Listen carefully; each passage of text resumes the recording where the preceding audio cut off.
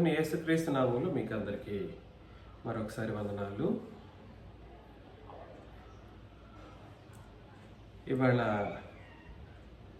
అపోస్తల కార్యములు ప్రకటన గ్రంథం 8వ అధ్యాయాన్ని మనం పరిశీలన చేయబోతాం.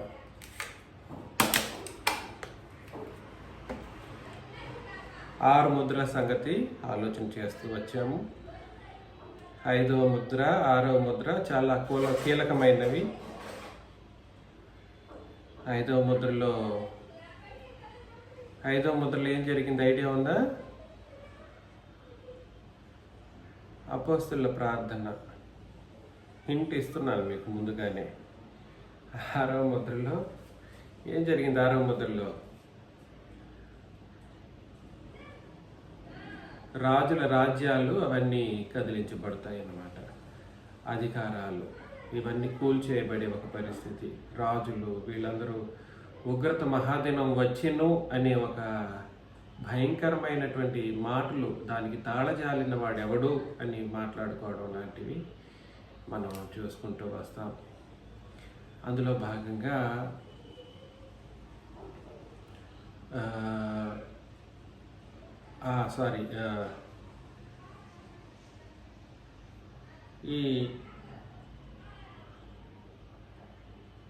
అందులో ఏ తండ్రి అయిన దేవుడు ప్రభువైన యేసుక్రీస్తు వారు ఏం చేయబోతారు అనే విషయాలను కూడా మనం ఆలోచన చేస్తూ వచ్చాం. అది 6వ ముద్ర విప్పినప్పుడు చెబుతున్న సంగతులు. 7వ ముద్ర విప్పే ఒక పరిస్థితి.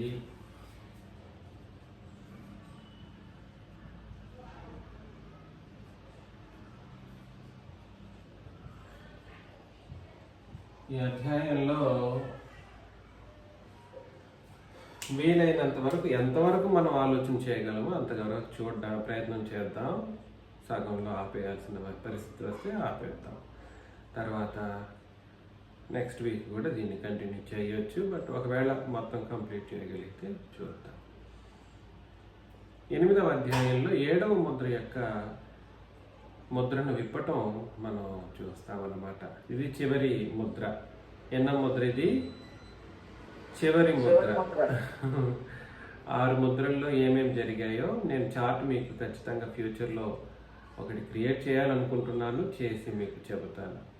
అదేవిధంగా 7వ ముద్రను విప్పినప్పుడు పరలోకమందు ఇంచుమించు అరగంట సేపు నిశ్శబ్దముగా ఉండెను. ఈ చివరి ముద్ర కదండి. చివరి ముద్ర విప్పినప్పుడు చాలా కీలకమైన సంగతులు జరుగుతాయి అన్నమాట. చివరి ముద్ర, చివరి బోర, ఈ 2 మాటలు గుర్తుపెట్టుకోండి. చివరి ముద్ర, చివరి బోర.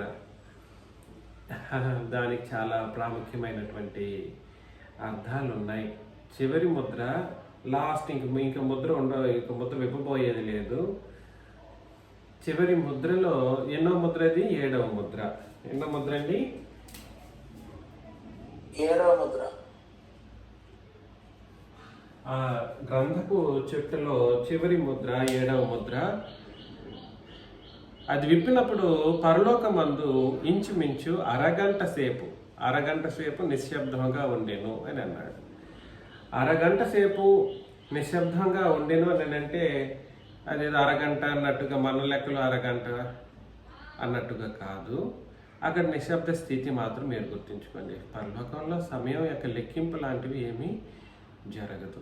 2వ వచనంలో అంతటి నేను దేవుని ఎదుట నిలుచు 7 దూతలను చూచితిని. దేవుని ఎదుట ఎంతమంది దూతలు నిలబడ్డారు? 7 దూతలు నిలబడ్డారు. వీళ్ళని చూశాడు. ఎవరు? యోహాను గారు. ఇది ఎవరు చెప్తున్నది అంటే యోహాను గారు. 7 ముద్రలు విప్పడాన్ని చూస్తూ వస్తూ 7 ముద్రల్లో 7వ ముద్ర ఫైనల్ ముద్రను విప్పినప్పుడు కూడా ఏం జరుగుతుందో కళ్ళారా చూస్తున్న వ్యక్తి ఆత్మవశుడిగా యోహాను అక్కడ చూస్తూ ఉన్నాడు. 7వ ముద్ర విప్పినప్పుడు 7 దూతలను చూశాడు. 7వ ముద్రను విప్పినప్పుడు ఎంతమంది దూతలు? 7. దూతలు. వారికి ఎన్ని బోరులు? 7 బోరులు ఇవ్వబడింది. 7 దూతలు. ఏడవ ముద్ర వేపినప్పుడు 7 దూతలు వచ్చారు, కనబడ్డారు. 7 దూతలకి 7 బోరలు ఇవ్వడం జరిగింది. 7వది అనేది చివరి నంబర్ అన్నమాట. 7వది అనేది ఏంటి, దేన్ని సూచిస్తుంది అంటే లాస్ట్, లేదంటే చివరి స్థితిని సూచిస్తుంది.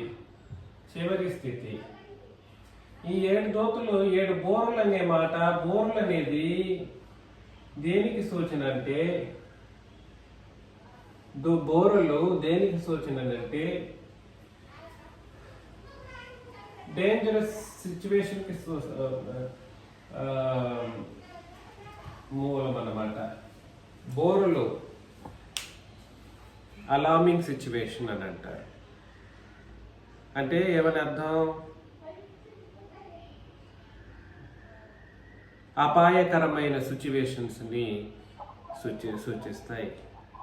బోరలు ఊదడం అనేది అత్యంత అపాయకరమైనటువంటి స్థితి అన్నమాట. గుర్తుపెట్టుకోవాలి మీరు. బోరలు దేనికి సూచన అంటే అపాయకరమైన స్థితికి సూచన.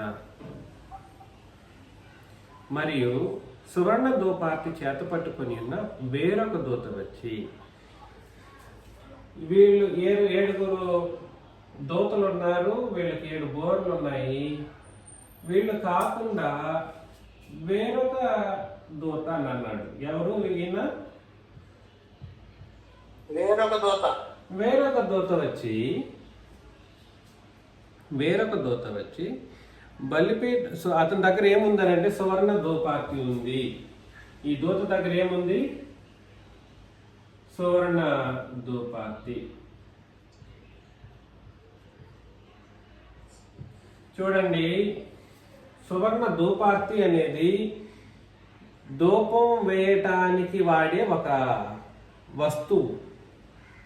దూపార్తి అనేది ఏమిటి? ఒక పాత్ర. సువర్ణ దూపార్తి అని అంటే అది ఒక పాత్ర మాత్రమే. అందులో ఏమి ఉండదు. అందులో ఏదైనా మా ధూపము పెట్టి అది మండించితేనే ఏమవుతుంది? ధూపం అనేది వేయబడుతుంది, లేదా పొగ అనేది లేపబడుతుంది. ధూపార్తి అనేది ఏమిటి? అది ఒక పాత్ర మాత్రమే. ఏంటిది? పాత్ర. తర్వాత ఈ సువర్ణ ధూపార్తిని వేరొక దూత చేతబట్టి ఉన్నాడు. ఇది ఎక్కడున్నాడని అంటే బలిపీఠం ఎదుట నిలవగా. ఎక్కడ నిలబడ్డాడు? బలిపీఠము ఎదుట.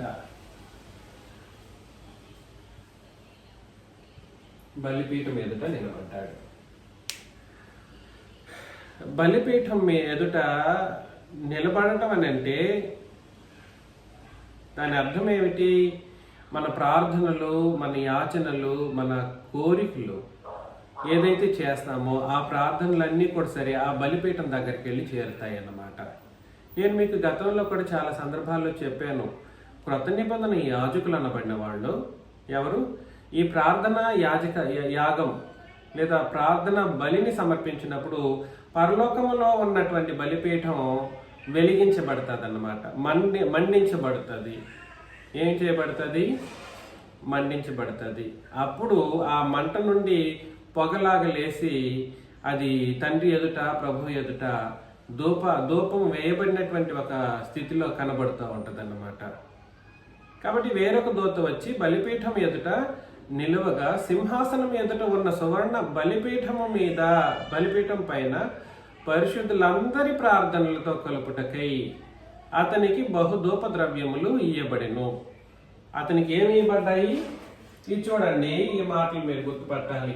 వీడి దగ్గర, ఈ దూత దగ్గర సువర్ణ ధూపార్తి ఉంది. వాడికి ఏం కూడా ఇవ్వబడింది? ఏమి ఇవ్వబడ్డాయి? మరొకటి ధూప ధూప ద్రవ్యములు వేయబడ్డాయి. ఏమేయబడ్డాయి? ధూప ద్రవ్యములు వేయబడ్డాయి. కాకపోతే ఈ ధూప ద్రవ్యములు మండవు. ఈ ధూప ద్రవ్యాలు ఏం చేయవు? మండవు. వీడి దగ్గర ధూప దగ్గర ఏముందనంటే స్వర్ణ ధూపార్తి ఉంది, అదేవిధంగా ధూప ద్రవ్యం ఉంది. ఈ ధూపార్తిలో ఏదైతే ఉందో ధూపార్తి అనుకోండి ఒక ఉదాహరణకు, ఈ ధూపార్తిలో ధూపద్రవ్యం పెట్టి దీన్ని మండిస్తేనే కానీ ధూపము రాదు. నేను చెప్పింది మీకు అర్థమైందా? ధూపార్తిలో ధూపద్రవ్యం పెట్టి అది మండిస్తేనే కానీ ధూపం అనేది రాదన్నమాట, లేదా పొగ అనేది రాదు. అది మండించాలనంటే ఎవరి యొక్క ప్రార్థన కావాలన్నాడు?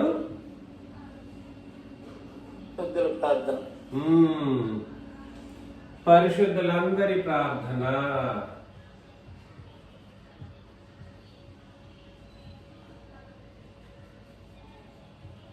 చాలా ముఖ్యమైనటువంటి ఒక సంఘటన ఇది. ఈ విషయం మీకు బాగా అర్థం అవ్వాలి. వీడి దగ్గర సువర్ణ ధూపార్తి ఉంది, ధూపద్రవ్యము కూడా ఉంది. కానీ ఇది ఏం చేయబడాలనంటే పరిశుద్ధులందరి ప్రార్థనలతో ఏం చేయబడాలి? ఇది బలిపీఠం మీద పెట్టబడి అది మండించబడినప్పుడు ఇది మండడానికి కూడా సరే ఈ ప్రార్థన అవసరం.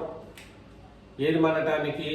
ఈ బలిపీఠం మండాలన్నా లేదా ఈ ధూప ద్రవ్యం ఏదైతే ఉందో అది మండాలన్నా, ఇవి రెండు మండడం ద్వారా వచ్చే పొగ ఏదైతే ఉందో ఆ పొగ వీళ్ళ ప్రార్థనతో కలిసి ఏం చేయబడాలంటే, ఇది ప్రార్థనే వీళ్ళ దీన్ని మండిస్తుంది. ఈ ప్రార్థనే ఈ ధూపంతో కలిసి తండ్రి ఎదుట, ప్రభు ఎదుట, ఇరువురి ఎదుట, ఎవరెవరి ఎదుట? తండ్రి ఎదుట, ప్రభుని యేసుక్రీస్తు ఇరువురి ఎదుట ఆ ధూపము వేయబడినటువంటి స్థితి, ఆ ధూపం లేస్తూ ఉంటుందన్నమాట. ఇంతకీ ఒక అద్భుతమైనటువంటి విషయం మీరు గుర్తించగలగాలి. ఇక్కడ చెప్పబడ్డటువంటి పరిశుద్ధులందరి ప్రార్థన అంటే అర్థమేమిటి? ఎవరు వీళ్ళు? ఎవరు వీళ్ళు అని అంటే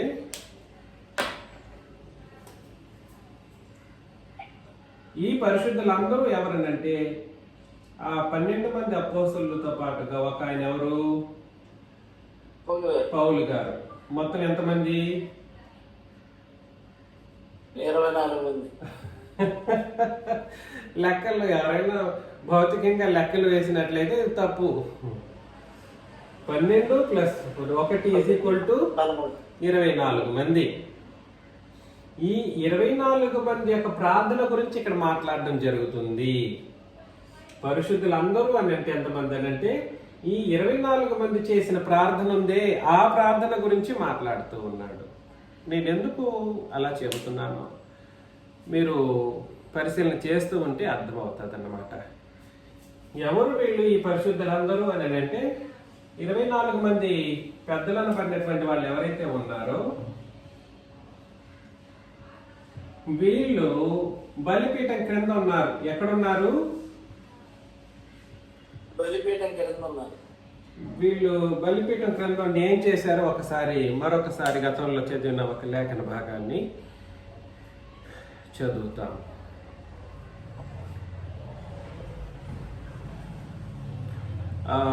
ప్రకటన గ్రంథం 6వ అధ్యాయంలో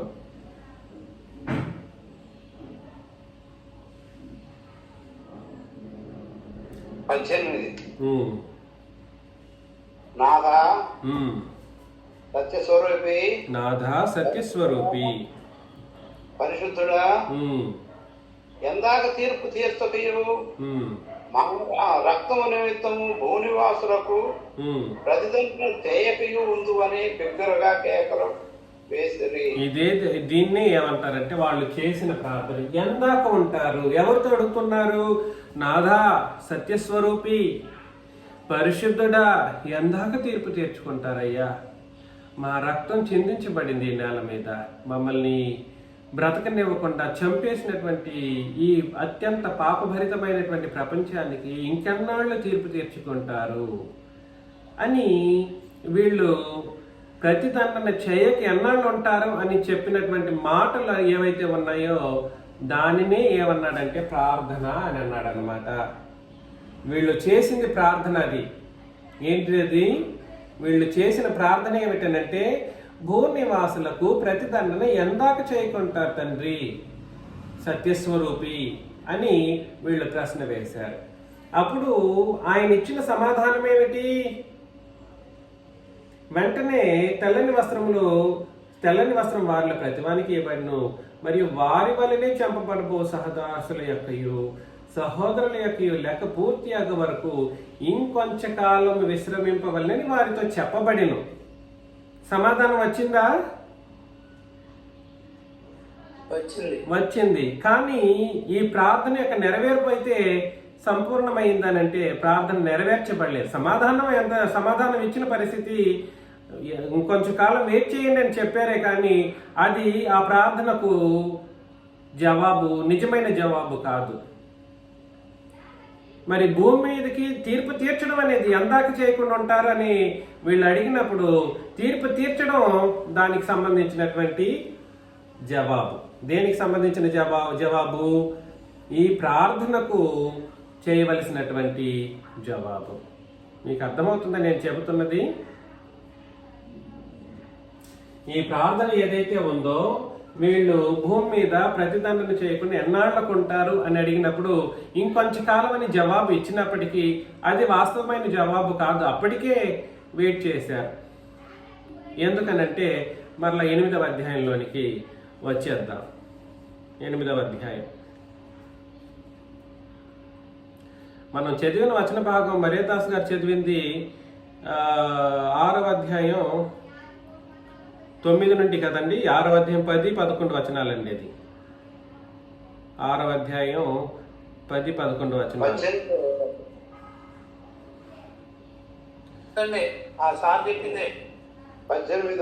కాదండి. 6:10 మధ్యలో మాట్లాడకండి.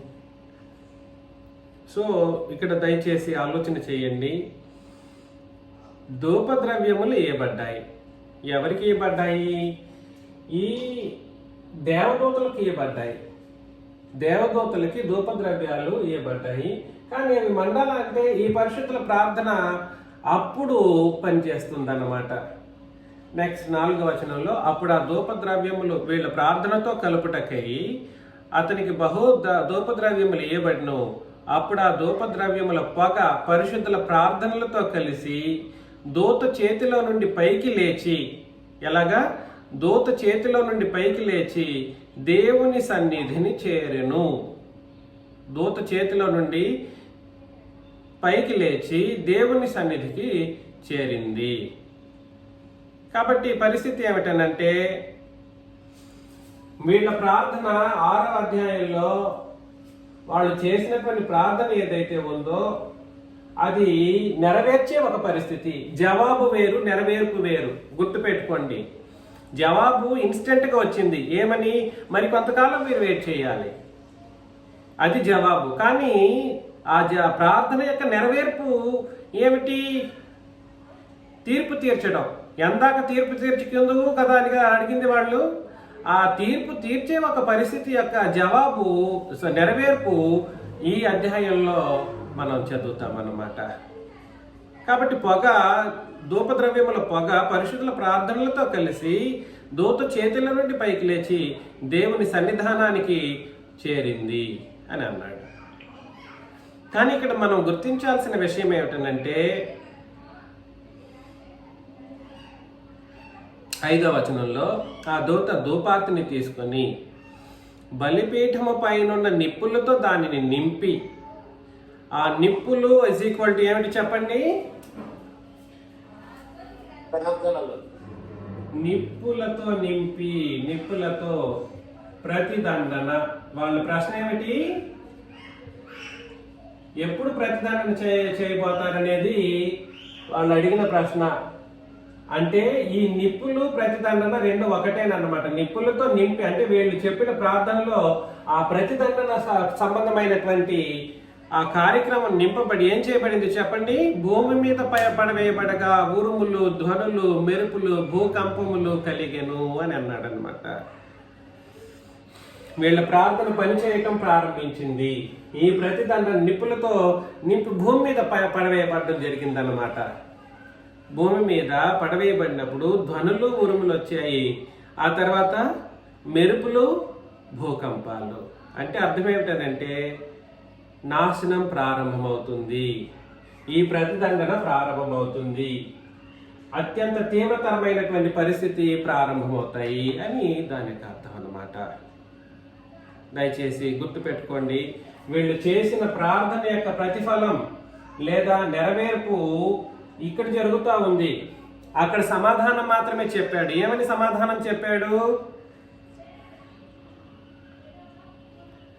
ఇంకొంచెం కాలం మీరు వెయిట్ చేయాలి. ఎప్పటి వరకు వెయిట్ చేయాలంటే మీ వలెను మీ వలె సహదాసులు మీ సహదాసులను ఆ తర్వాత సహోదరులను చంపబడేంత వరకు మీరు వెయిట్ చేయాలి అని అన్నాడు.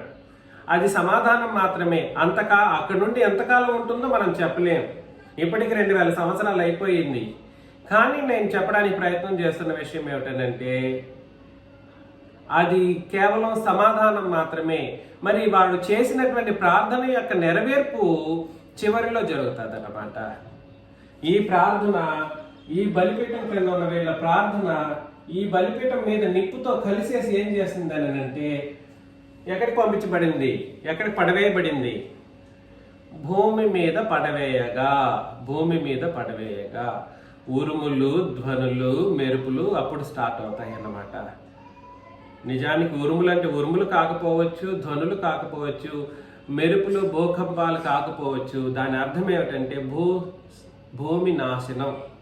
సులభంగా చెప్పాలంటే భూమి నాశనం గురించి, నాశనం అవ్వడం ప్రారంభమవుతుంది. ఇది ఎవరికి ప్రతిదండన? భూనివాసులకు ప్రతిదండన. కాబట్టి భూమి మీదకి నిప్పులు వేయడం జరుగుతుంది. ఏం చెప్పాను చెప్పండి? భూనివాసులకు ప్రతిదండన చేయండి అని కదా వాళ్ళు అడిగింది ప్రశ్నలో, ప్రార్థనలో. ఆ భూనివాసులకు ప్రతిదండన కొరకు భూమి మీదనే పడవేయడం జరిగింది. మరి దీని వలన పరిశుద్ధులకి ఏమైనా ప్రాబ్లమా అని అంటే పరిశుద్ధులకి ఎటువంటి ప్రాబ్లం ఉండదు. పరిశుద్ధులకి ఎటువంటి ప్రాబ్లం ఉండదు. ఎలా ఉండదో కూడా నేను మీకు చెబుతానులేండి, టైం ఉంది. కాకపోతే మీరు గుర్తించాల్సిన అత్యంత ప్రాముఖ్యమైన రెండవ ముఖ్యమైన విషయం ఏమిటంటే ఈ ఒక సెటప్ ఏదైతే ఉందో వీళ్ళు చేసినటువంటి ప్రార్థన ఈ వేరొక దూతన పడినట్టు వాడి దగ్గర ఉన్నటువంటి సువర్ణ దూపార్తి మీద పెట్టబడినటువంటి ద్రవ్యము వెలిగించబడటం లేదా దాన్ని మండించటం అనేటువంటి ఒక కార్యక్రమం ఇక్కడ వరకే జరుగుతుంది. అది రెగ్యులర్గా మనం చేసే ప్రార్థన లాంటి ప్రార్థన కాదు. మనం చేసిన ప్రార్థన ఎవరి చేతిలో వెళ్ళి పడుతుంది చెప్పండి? మనం చేసే ప్రార్థన ధూపద్రవ్యాలు ఆ 24 మంది పెద్దల దగ్గర పడుతుంది. కానీ వీళ్ళు చేసిన ప్రార్థన ఈ దేవదూత సువర్ణ ధూపార్తి దగ్గర పెట్టబడినటువంటి ధూప ద్రవ్యాన్ని మండించే ఒక పరిస్థితి. అది వేరు, ఇది వేరు. ప్రకటన గ్రంథం 5వ అధ్యాయం 8వ వచనం ఒకసారి మనం చదువుతాం. ప్రకటన 5:8. ఆయన దానిని తీసుకున్నప్పుడు ఆ 4 జీవులను వీణలను ధూపద్రవ్యములతో నిండిన సువర్ణ పాత్రలను పట్టుకుని ఉన్న ఆ 24 పెద్దలను ఆ గొర్రెపిల్ల ఎదుట సాగిలబడిరి. ఆ పాత్రలు పరిశుద్ధుల ప్రార్థనలు. కాబట్టి ఈ పరిశుద్ధులు ఎవరు అని అంటే సంఘంలో ఉన్న పరిశుద్ధులు. వీళ్ళు చేసిన ప్రార్థన ఎవరి దగ్గర వెళ్ళి పడుతుంది? 24 మంది పెద్దలు ఉన్నారు కదా, వాళ్ళ చేతిలో పడుతుంది. 24 పెద్దలు చేతిలో పడుతుంది. ఇది ఎవరు? వీళ్ళు అంటే అపోస్తలులే.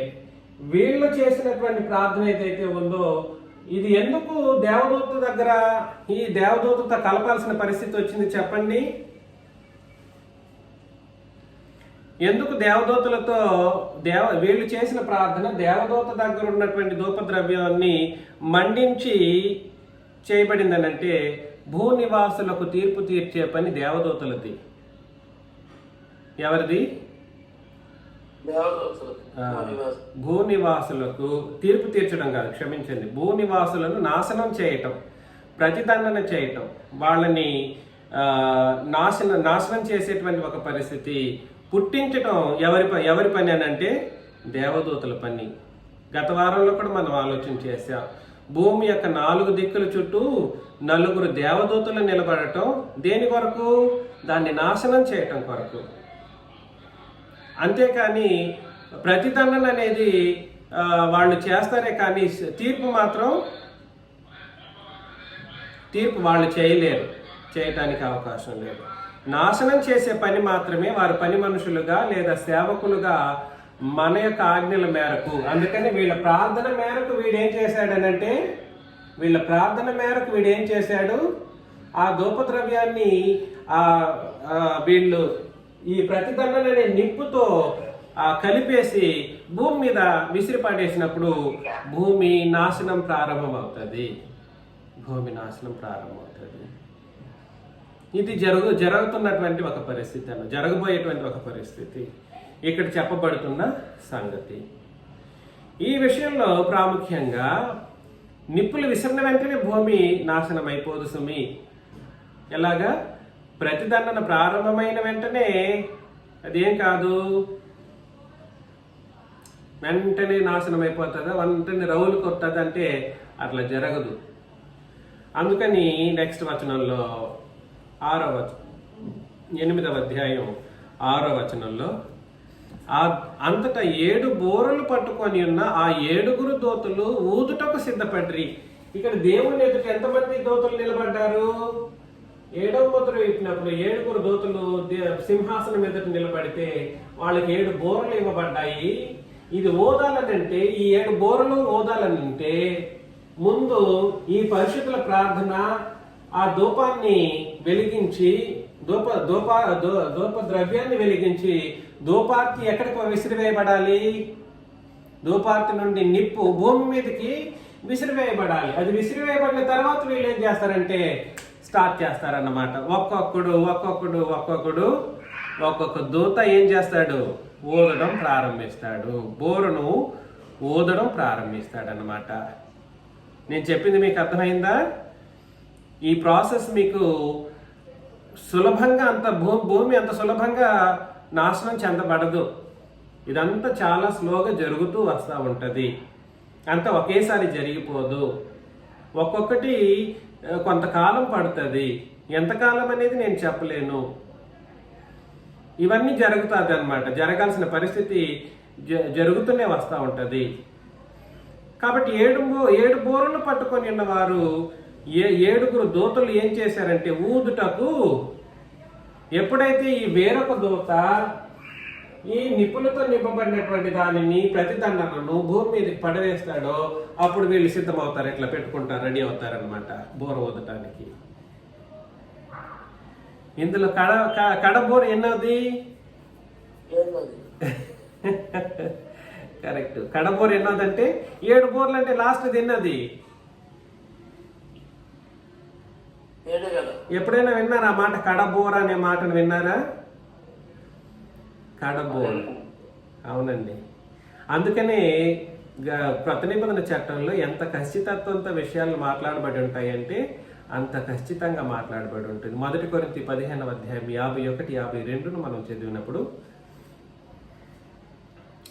1 కొరింథీ 15వ అధ్యాయం 51-52, ఇదిగో మీకు ఒక మర్మము తెలుపుచున్నాను, మనమందరము నిద్రించము. అందుకే సంఘంలో ఉన్న వాళ్ళు ఏమవరు? ఈ బోరలు అన్ని 6 బోరలు ఊదేంత వరకు సంఘంలో ఉన్న వాళ్ళు ఉంటారంట ఖచ్చితంగా. ఎవరో కొంతమంది అయినా ఉంటారు. ఆయుష్ తీరి వెళ్ళిపోయిన వాళ్ళు, హతసాక్షులుగా మార్చబడి ప్రభు కొరకు మరణించిన వాళ్ళు, అలాంటి వాళ్ళు కాకుండా అప్పటి వరకు బ్రతికున్న వాళ్ళు బ్రతికే ఉంటారు. మనమందరము నిద్రించము, కానీ నిమిషములో ఒక రెప్పపాటున కడబోరం మ్రోగగానే, అంటే కడబోరం మ్రోగే ఒక సందర్భం ఒక రెప్పపాటు అని చెప్పడం జరిగింది. అర్థమవుతుందా? కడబోర అనడానికి అర్థం ఏమిటనంటే 7వ బోర. కడబోర ఎన్నో బోర అంటే అంతకు ముందు ఎన్ని బోరలు ఉన్నాయి? 6 బోరలు ఊదబడాలి. ఒక్కొక్కటి వీడు విసిరి పడేయాలి. వీళ్ళు ప్రార్థన ఎప్పుడే వీళ్ళు ప్రార్థన చేయడం అయిపోయింది. ఆ ప్రార్థనకు సమాధానంగా కొంతకాలం వెయిట్ చేయమని తండ్రి అయిన దేవుడు సమాధానం ఇచ్చారు. ఆ సమాధానాన్ని యొక్క నెరవేర్పు ఎప్పుడు జరుగుతుందంటే చివరి కాలంలో జరుగుతుంది. యుగాంతమందు జరిగే ఒక పరిస్థితి. అది కూడా అంత ఈజీగా తొందరగా జరిగిపోదు. 6 బోరలు ఒక్కొక్కడు ఊదాలి. ఒక్కొక్క దేవదూత ఊదాల్సిన పరిస్థితి ఉంది. అందులో కడబోరం రాగానే మనమందరం ఏమైపోతామంట? బతికున్నోళ్ళు మార్పు పొందుదుము. కడబోరం రోగగానే మనమందరము మార్పు పొందుదుము. బోరం రోగును అప్పుడు మృతులైన వాళ్ళు, అంటే పరిశుద్ధులుగా మృతులైన వాళ్ళు అక్షయులుగా లేపబడిన. ఇక్కడ మృతులు అనబడిన వాళ్ళు నిజానికి పాపం చేసిన వాళ్ళ గురించి కాదు ఇక్కడ చెప్పబడింది. మనలో ఎందరైనా అప్పటికి పరిశుద్ధంగా ఉండి చనిపోయిన వాళ్ళు ఎవరైతే ఉంటామో మనము అక్షయులముగా ముందు లేపబడతాం. అప్పుడు మనం ఏం చేయబడతాం? అందరం కలిసి మార్పు పొందుతాము. అక్షయ శరీరాన్ని ధరించుకొని మన ప్రభుతో పాటు మనం వెళ్ళిపోతాం. ఈ లోకం అంత నాశనమవుతున్నటువంటి సందర్భంలో. కాబట్టి కడబోర అంటే అర్థం ఏమిటి?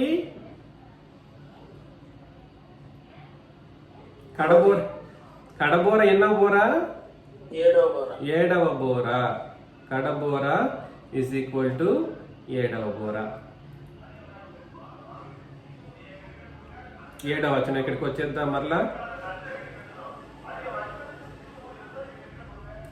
8వ అధ్యాయం 7వ వచనం. మొదటి దూత బోర ఊదినప్పుడు రక్తముతో మిళితమైన వడగండ్లను అగ్నియు పుట్టి భూమి పైన పడవేయబడెను. ప్రతిదండంలో మొదటిది చూడండి. ఈ నిప్పులలో మొదటిది లేదా ప్రతిదండంలో మొదటిది ఏమిటి అని అంటే, మొదటి దూత ఏం చేశాడు? 7 బోరలు పెట్టుకున్న 7 దూతల్లో ఒకడు ఏం చేశాడంటే మొదటివాడు బోర ఊదాడు.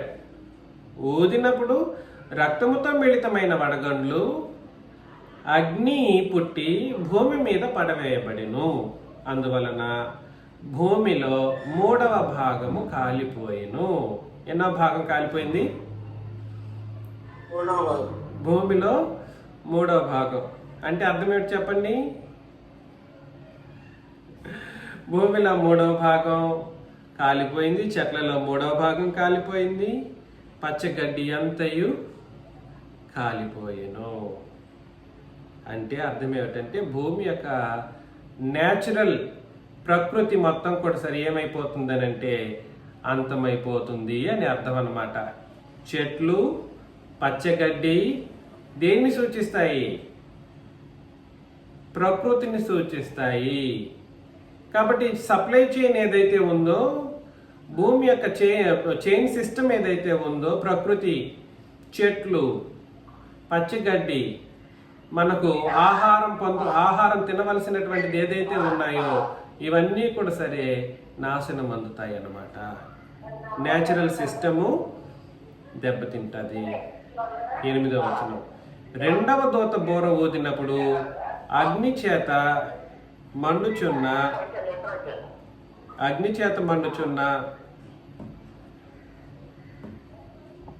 పెద్ద కొండ వంటిది ఒకటి సముద్రములో పడవేయబడెను. అందువలన సముద్రములో 3వ భాగము రక్తమాయెను.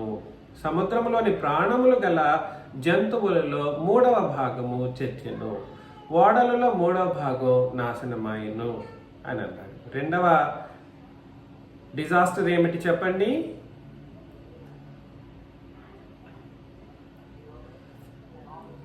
రెండవ డిజాస్టర్ ఏమిటి అని అంటే సముద్రపు జంతువులు, సముద్రంలోని ప్రాణం గల జంతువులన్నీ కూడా ఏమైపోతాయి?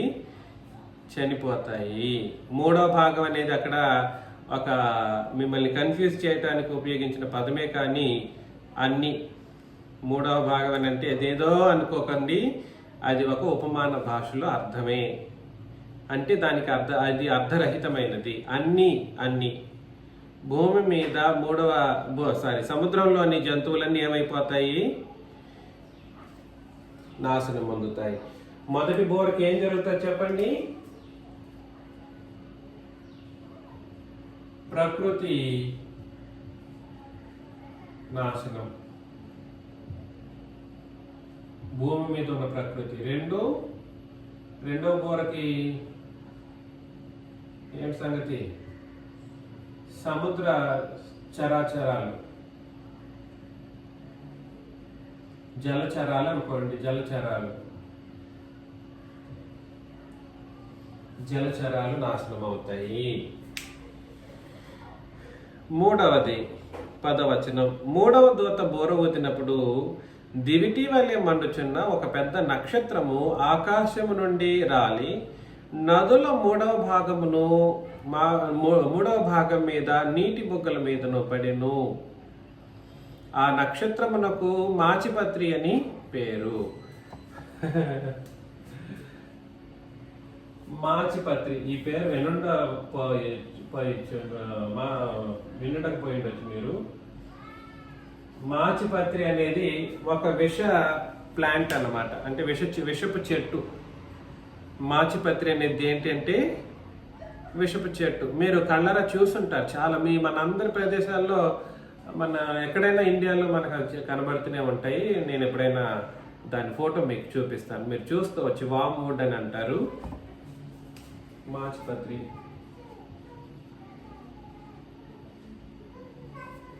ఇప్పుడు దాంట్లో మెడిసినల్ వాల్యూస్ కొంతమంది ఎక్స్ట్రాక్ట్ చేస్తారు, కానీ దాని వలన చాలా డేంజరస్ సిచ్యువేషన్స్ ఉంటాయి. అంటే అర్థం ఏమిటి చెప్పండి? దీని మూడవ ముద్ర దేనికి సూచన అంటే నీళ్లు పాడైపోయే ఒక పరిస్థితి, నీళ్ల నాశనం, నీటి నాశనం. మూడవ బోర ఊదినప్పుడు, బోర ఊదినప్పుడు సముద్ర జలచరాలు అని రాసుకోండి ఇక్కడ. సముద్ర జలచరాలు, ఇది నీటి నాశనం. సముద్ర జలచరాల నాశనం. మూడో బోర ఊదితే మనుషులు నీళ్లు తాగినా చనిపోయే ఒక పరిస్థితి. ఎట్లాగా? నీళ్లు తాగితే. అందులో 11వ వచనం మరొకసారి. ఆ నక్షత్రములకు మాచిపత్రి అని పేరు, అందువలన నీళ్లలో మూడవ భాగము మాచిపత్రి ఆయును, అంటే విషమైపోయింది. నీళ్లు చేదైపోయినందున వాటి వలన మనుషులలో అనేకులు చచ్చిరి. అంటే ఎలా ప్రకృతి నాశనం వలన మనుషులు చనిపోతారు, సముద్ర జలచరాలు నాశనం అయిపోవడం ద్వారా మనుషులు చనిపోతారు, నీటిని నాశనం చేయడం ద్వారా మనుషులు. వీటిలో ఏది నాశనమైనా అది అల్టిమేట్ ప్రభావం ఎవరి మీద పడుతుంది అంటే భూ నివాసుల మీద ప్రతిదండనగా దాని అర్థం అన్నమాట. ఈ నాశనాలన్నీ దేనికి సూచన చెప్పండి? ఇది వాటిని నాశనం చేయడం ద్వారా ఏం జరుగుతుంది? అల్టిమేట్ గా నాశనం అయ్యేది ఎవరు అని అంటే భూ నివాసులు. అది కదా వీళ్ళ ప్రార్థన. ఎవరి ప్రార్థన? 24 మంది పెద్దలు ఉన్నారే, వాళ్ళు చేసినటువంటి ప్రార్థన. ఎందాక వారికి ప్రతిదండన చేయకుందురు అని. ఎలా జరుగుతుంది చూసారా? ఎవరైనా తట్టుకోగలరండి ఇట్లాంటి సిచ్యువేషన్స్? ఎదురుగా జరిగినప్పుడు తట్టుకోలేని పరిస్థితులు అన్నమాట. 12వ వచనం. 4వ దూత బోర ఊదినప్పుడు సూర్య చంద్ర నక్షత్రములలో 3వ భాగము చీకటి కమ్మునట్లును, పగటిలో 3వ భాగమున సూర్యుడు ప్రకాశింపకుండినట్లును, రాత్రిలో 3వ భాగమున చంద్ర నక్షత్రములు ప్రకాశింపకుండినట్లును వాటిలో 3వ భాగం కొట్టబడెను. వాటిలో 3వ భాగం ఏం చేయబడింది? కొట్టబడింది. కాబట్టి సూర్యచంద్ర నక్షత్రాలు అవి లేకపోతే భూమి మనుగడ సాధించలేదు. వాటి వెలుతురు లేకపోతే భూమి ఏమీ చేయలేదు. ఏమీ చేయలేదు. మరియు నేను చూడగా ఆకాశమున ఒక పక్షిరాజు ఎగురుచు బోరలు ఊదబోచున్న 3 దూతల బోరల శబ్దమును బట్టి భూనివాసులకు అండర్లైన్ చేసుకోండి, భూనివాసులకు అయ్యో అయ్యో అయ్యో అని గొప్ప స్వరముతో చెప్పుట వింటిని. కాబట్టి వీళ్ళు చేసిన ప్రార్థనకి ఫలితం జరుగుతుందా లేదా? వీళ్ళు చేసిన ప్రార్థన ఎప్పుడు జరిగింది? ఫలితం అప్పుడే చేసేయలేదు. నేను ఇప్పుడే చంపేస్తానని దేవుడు చెప్పలేదు ఆ రోజు. 6వ అధ్యాయంలో మనం చదివాం కదండి, 9 నుండి 11 వచనాలు. అది అపోస్తులు చేసినటువంటి ప్రార్థన యొక్క ప్రార్థన. ఆ ప్రార్థనకు సమాధానంగా కొన్ని రోజులు ఆగండి, మీరు మీలాగా చెప్పబడబోయే వాళ్ళు ఉన్నారు, వాళ్ళ లెక్క పూర్తి అయ్యేంత వరకు మీరు వెయిట్ చేయాలి అన్న తర్వాత దేవుడు తన పనిని చేసే ఒక పరిస్థితుల్లో ఈ కార్యక్రమాన్ని సెటప్ చేశాడన్నమాట. ఈ కార్యక్రమాన్ని సెటప్ చేశాడు. ఇందులో 4వ బోర ఊదినప్పుడు అని అంటే అర్థం ఏమిటంటే, ఎటువంటి 3వ భాగం నక్షత్రముల 3వ భాగం చీకటి కమ్మును, పగటిలో 3వ భాగమున సూర్యుడు ప్రకాశింపకుండానట్లును, రాత్రి 3వ భాగమున చంద్ర నక్షత్రములు ప్రకాశింపకుండానట్లును వాటిలో 3వ భాగం కొట్టబడెను. అప్పుడు ఏం జరిగింది చెప్పండి? భూనివాసులకు అయ్యో అయ్యో అని గొప్ప స్వరంతో ఈ పక్షిరాజు చెప్పటం. పక్షిరాజు అంటే పక్షిరాజు కాదు, 4వ బోర ఊదినప్పుడు ఏం జరిగింది? నేచురల్ లైట్ సిస్టమ్ మొత్తం కూడా సరే, అంటే ప్రకృతి వెలుగును కోల్పోతుంది, అంతా చీకటిమయం.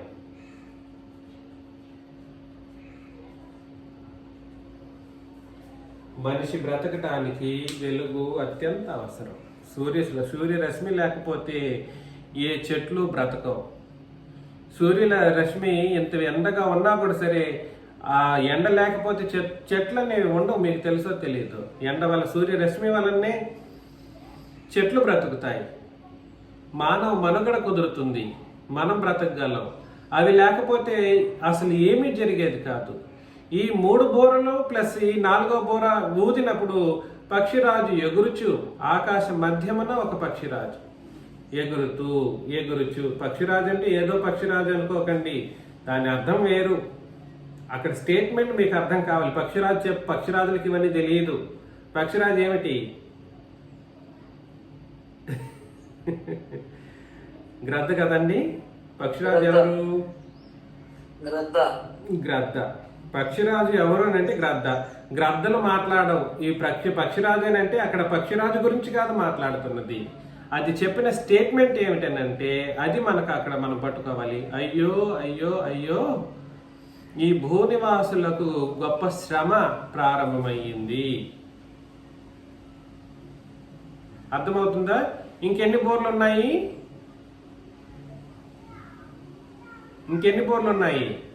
4 బోర్లు ఊదినప్పుడు 4 నాశనాలు అయిపోయాయి.